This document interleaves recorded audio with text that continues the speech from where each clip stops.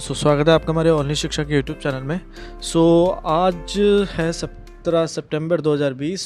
आज ये current affairs का हमारा नेक्स्ट सेशन है, जिसमें सबसे पहले हम जो सुबह का एक जो आर्टिकल रह गया है स्टॉप प्रेस, उसको डिस्कस करेंगे। एक जो आर्टिकल जो हमारा रह गया आज का, उसको हम कल की डिस्कशन में डिस्कस करेंगे। यहाँ पे जो आर्टिकल दे रखा है उसका नेम है स्टॉप प्रेस। इस आर्टिकल में वैसे बात बोली जा रही है सुप्रीम कोर्ट द्वारा दिए गए ऑर्डर्स पर, जिनसे सुदर्शन न्यूज़ चैनल पर बैन लगाया गया था।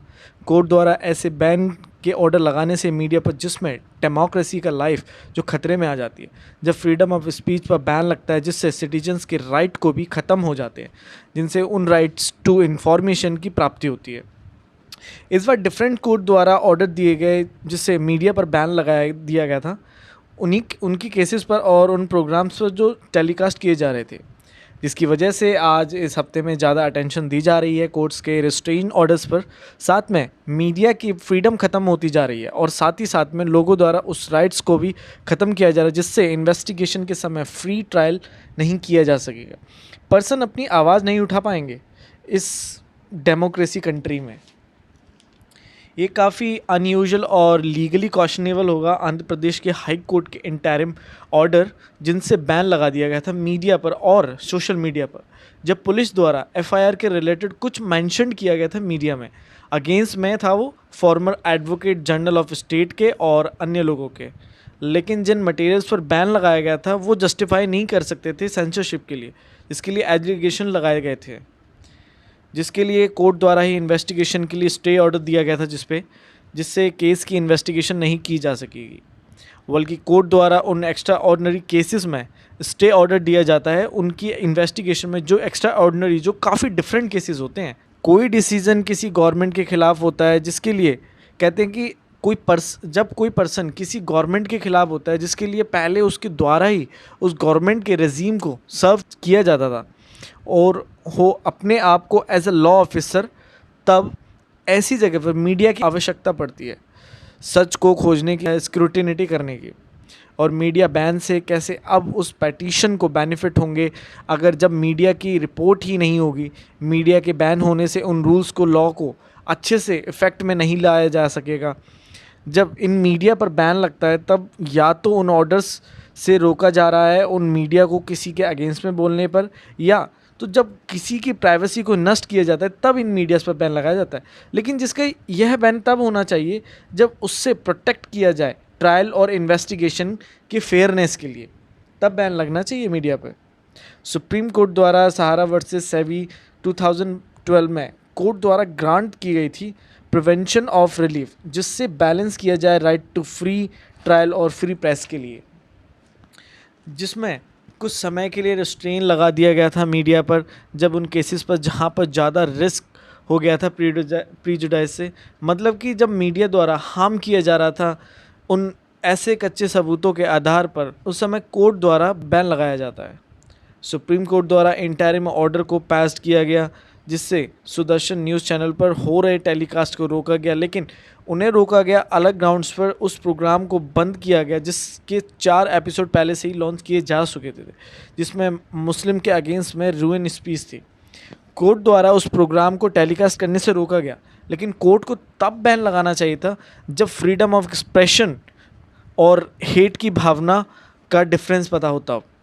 ऐसे बहुत सारे केसेस हुए पिछले ईयर्स में, जैसे कि कर्नाटका द्वारा मीडिया को बैन किया गया था कई बार, और पब्लिकेशंस को भी, उन्हें उनके खिलाफ में ना बोलने दिया जाए, लेकिन जिसमें सिर्फ एक मीडिया द्वारा डेफामेशन की गई थी, जिसके लिए सभी मीडिया पब्लिकेशन पे बैन कर दिया गया था, जिससे उनके पब्लिकेशन पे भी सेंसरशिप लगा दी गई थी अगर वो उनके अगेंस्ट में बोलते तो। अंत में बोला जाता है कि कोर्ट को ऐसे इंटरिम ऑर्डर्स नहीं लगाने चाहिए पब्लिकेशन के अगेंस्ट में। इन सबसे सिटीजन्स के उस राइट को ख़त्म किया जाता है, जिससे उन्हें राइट टू नो की पहचान होती है। आइए हम डिस्कस करते हैं हमारा जो करंट अफेयर्स हैं यहाँ पे। तो यहाँ पे जो फर्स्ट करंट अफेयर दिया है उसका नाम है ब्रू कम्युनिटी। ब्रू और रियांग, यह एक इंडिजीनियस कम्युनिटी है भारत की, जो नॉर्थ ईस्ट इंडिया में यह कम्युनिटी पाई जाती है। ये ज़्यादातर त्रिपुरा, मिज़ोरम, असम में रहते हैं। यह कम्युनिटी ट्राइबल ग्रुप्स में आती है। इस कम्युनिटी को अक्सर टारगेटेड किया जाता है वहाँ के नॉर्मल पर्सनस द्वारा, जो इन्हें उस स्टेट का सदस्य नहीं मानते हैं, जिसकी वजह से 1997 में एक बहुत ज़्यादा ग्रुप्स के बीच में वायलेंस हुआ, क्लैश हुई, जिससे कम से कम 37,000 पीपल ये मैमीत, कोलाइंग, लुंगई डिस्ट्रिक्ट ऑफ मिज़ोरम से चले गए थे और ये त्रिपुरा के रिलीफ कैंप्स में रह रहे हैं जब से, जिसके बाद से ये पर्सन मिज़ोरम में उसके बाद वापस लौटे हैं। लेकिन आज भी 32,000 पर्सन ऐसे हैं जो नॉर्थ त्रिपुरा के 6 रिलीफ कैंप्स में अभी भी रह रहे हैं। इन कम्युनिटी द्वारा कोकबोर्क भाषा बोली जाती है जो तिब्बतो बर्मिश है और जिसे काउ ब्रू भी कहा जाता है। हमारा जो सेकंड करंट अफेयर उसका नाम है उत्कृष्टि संस्थान विश्वकर्मा अवार्ड। इस अवार्ड को ऑर्गेनाइज़ किया जाता है all India council for technical education के द्वारा और इस अवार्ड को फर्स्ट टाइम ऑर्गेनाइज़ किया गया था 2019 में। इस अवार्ड का एम है एनकरेज और मोटिवेट करना उन स्टूडेंट्स और इंस्टीट्यूशन को जिनसे उनकी परफॉर्मेंस को रेस किया जा सके, जिससे नेशन की ग्रोथ और डेवलपमेंट हो उन एरियाज़ में। इस अवार्ड का ऑब्जेक्टिव है कि ज़्यादा से ज़्यादा स्टूडेंट को इनोवेटिव वर्क के लिए स्किल्स को जनरेट किए जाए। यह अवार्ड गवर्नमेंट के ministry of human resource development के अंतर्गत आता है। यह अवार्ड उन 14 कैटेगरीज़ के अंतर्गत होता है उन इंस्टीट्यूशन के जो institution all India council for technical education के अंडर आते हैं। इस बार इस अवार्ड की थीम है इंडिया फाइट कोरोना की। हमारे यहाँ पे जो थर्ड करंट अफेयर उसका नाम है बायोडिकम्पोजर। पूसा इंस्टीट्यूट द्वारा अभी एक प्रोडक्ट बनाया गया है जिससे स्टबल को मैन्योर में चेंज किया जाएगा। इन्वायरमेंट मिनिस्ट्री गोपाल राव द्वारा कहा गया कि फार्मर को वो बायोडिकम्पोजर प्रोडक्ट दिया जाएगा जिसे पूसा एग्रीकल्चर इंस्टीट्यूट द्वारा डेवलप किया गया, जिससे स्टबल बर्निंग को ख़त्म किया जाएगा।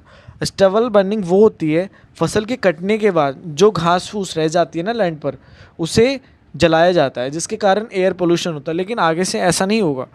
आगे से क्या होगा, इस बायोडिकम्पोजर प्रोडक्ट के तहत उसको स्प्रे किया जाएगा फील्ड में, देन उसको मैन्योर में चेंज किया जाएगा, जिसके लिए बायोडिकम्पोजर स्प्रे बनाया गया है जिससे फील्ड में छिड़का जाएगा। सो आज की डिस्कशन हमारी यहीं फिनिश होती। Thank you very much.